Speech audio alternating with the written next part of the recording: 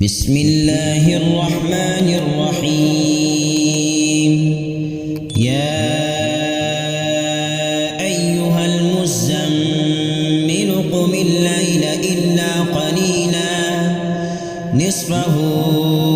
أو انقص منه قليلا أو زد عليه ورتل القرآن ترتيلا إنا سنلقي عليك قولا ثقيلا إن ناشئة الليل هي أشد وطئا وأقوم قيلا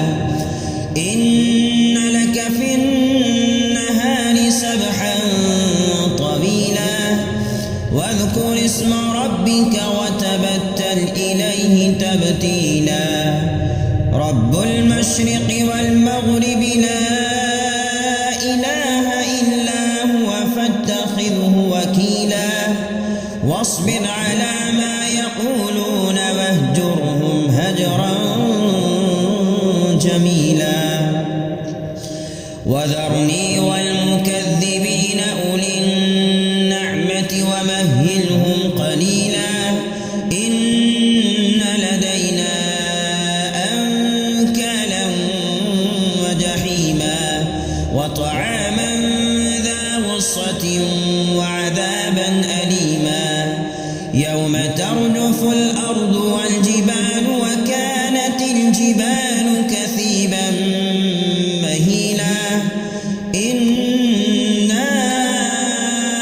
أرسلنا إليكم رسولا شاهدا عليكم كما أرسلنا إلى فرعون رسولا فعصى فرعون الرسول فأخذناه أخذا وبيلا فكيف تتقون إن كفرتم يوما يجعل الولدان شيبا السماء منفطر به كان وعده مفعولا إن هذه تذكرة فمن شاء اتخذ إلى ربه سبيلا إن ربك يعلم أنك تقوم أدنى من ثلثي الليل ونصفه وثلثه وطائفة من الذين معك والله يقدر الليل والنهار علم أن لن تحصوه فتاب عليكم فاقرؤوا ما تيسر من القرآن علم أن سيكون منكم مرضى وآخرون يضربون في الأرض يبتغون من فضل الله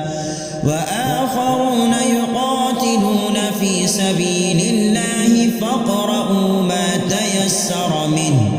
وأقيموا الصلاة وآتوا الزكاة وأقرضوا الله قرضا حسنا وما تقدموا لأنفسكم من خير تجدوه عند الله هو خيرا وأعظم أجرا واستغفروا الله